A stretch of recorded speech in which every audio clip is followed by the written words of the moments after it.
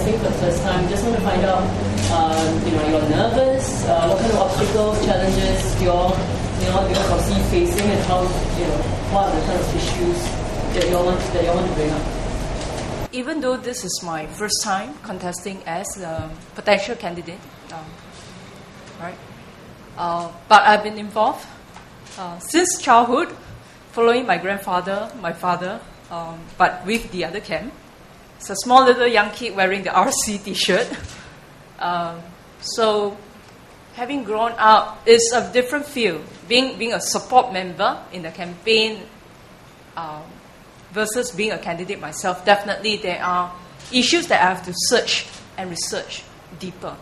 Yeah, and I'm glad that coming out to work, I'm no longer that small kid who played that support role, but as a social worker who have been on the field, I can connect with the people, and there are proposals that I resonate with the Workers' Party manifesto.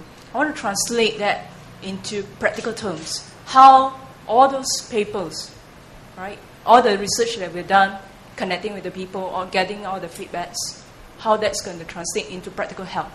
Yeah, so that's my passion going forward in this election. Right, thank you. So you're saying politics as an extension of your social work? Sorry? Politics? Going into politics and running for election as an extension of the social work? The way I see politics and social work is very closely knit. You see, all the cases that I handle, or my colleagues, my co-workers we face, is all very closely knit with policies. Right? So politics, getting into the parliaments, we want to go into democratic, this whole process, proposing. You'll get translated into policies, you'll get translated into the administrative of how people are being helped. Right. Does that answer?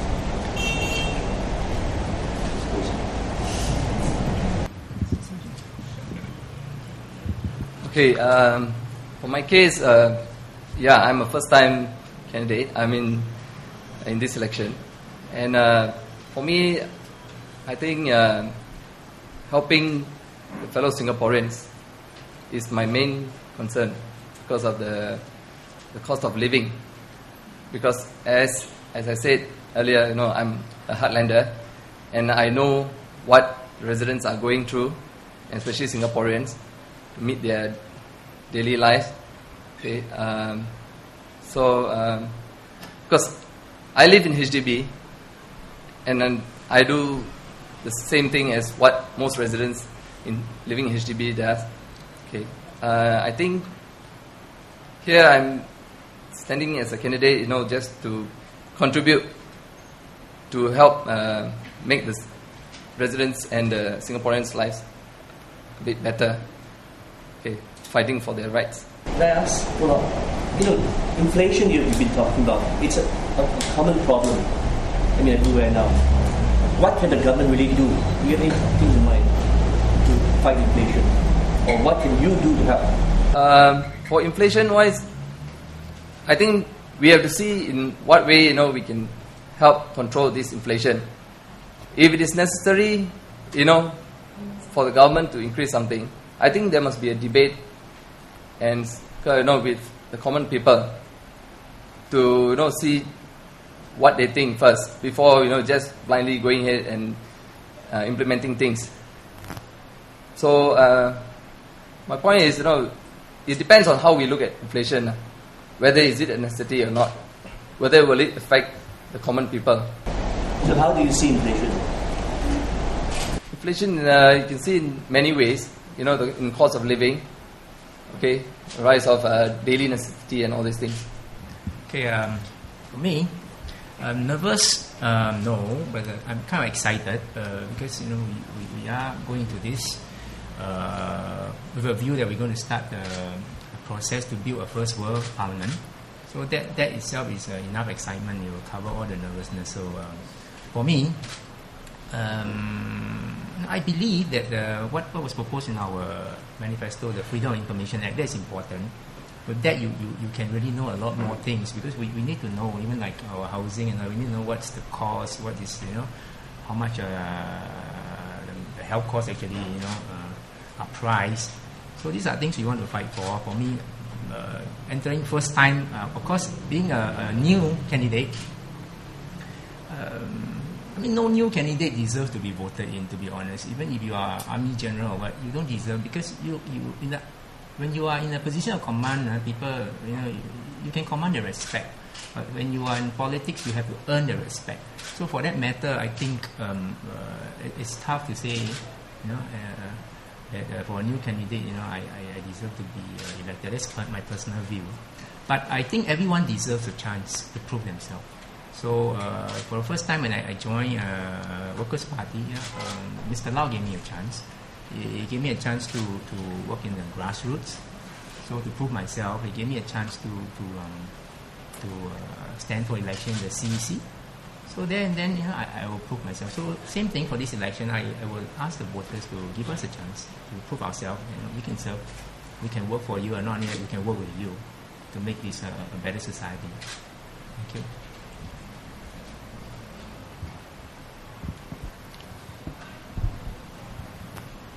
Okay, as for myself, no doubt being called up as a candidate of Workers' Party for the first time is actually a privilege. It's a privilege to stand up under the Workers' Party banners, because to me it is a call to the nation. Because when there's problems, when there's unpopular decisions that already affect Singaporeans, you must be there to stand up for them, get the people to really rally behind you. To me, is that as a younger generation, I've seen a lot of cases throughout my 6 years of financial services experience. I've been advising young families, how to do their financial management, even though the cost of living is keep on increasing each year. But the families are still struggling for that. Especially the younger family who just start off who just get married, need to buy a home, and they see that HDB pricing is pretty high for them. To be frank, after the younger generation really do have the concern, they really cares for our future, and this is the time where actually I stand up to get their voices and to be their voices in the parliament, so that all their views, the alternative views that the party have, can contribute to the nation building. And what the generation really wants is a better Singapore. Nobody wants Singapore to collapse. Singapore must be our home, and this is our home, and I believe in that. Well, as a new candidate, of course, now that you've been exposed as a candidate, you are subject to media scrutiny, subject to the public scrutiny. I remember after joining the Workers' Party, just about a year or so, nobody knows I'm with the Workers' Party, working the grounds, helping with the newsletters and selling the newsletters and so on. One evening I went to tell my father-in-law, said I with the Workers' Party. The first response he shot at me was, if it's not for the people, don't join.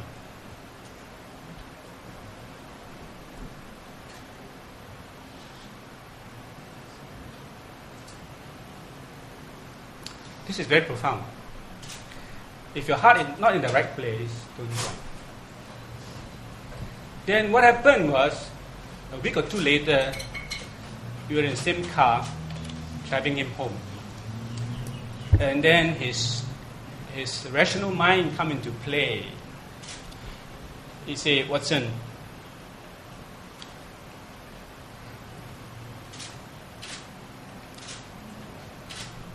you're married with a family.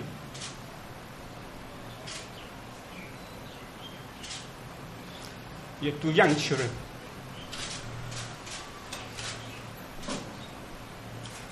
Why don't you spend time with them?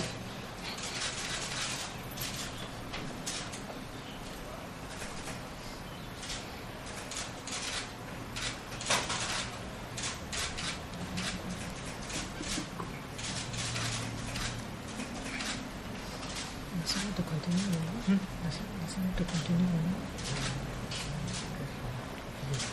So he's worried about my safety too.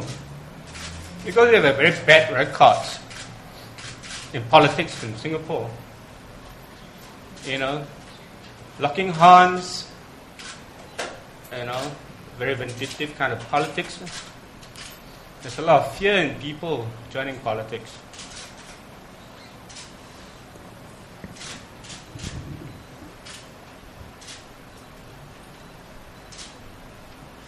So it takes courage for me to join the Workers' Party.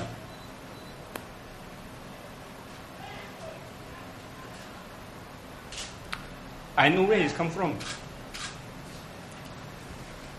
The first response was straight from the heart. The second response, the rational mind takes over, the fear factor comes in.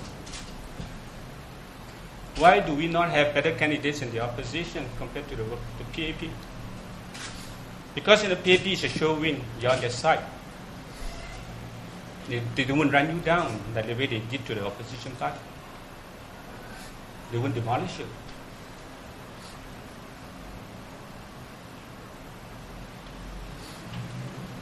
My wife objected to it.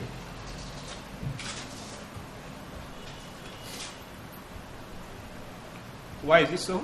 Because for fear of getting involved in lawsuits and such things like this.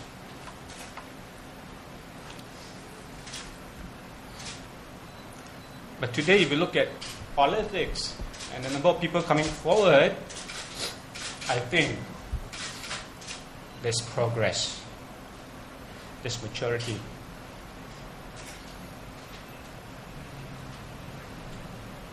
This is the kind of democracy we want in Singapore.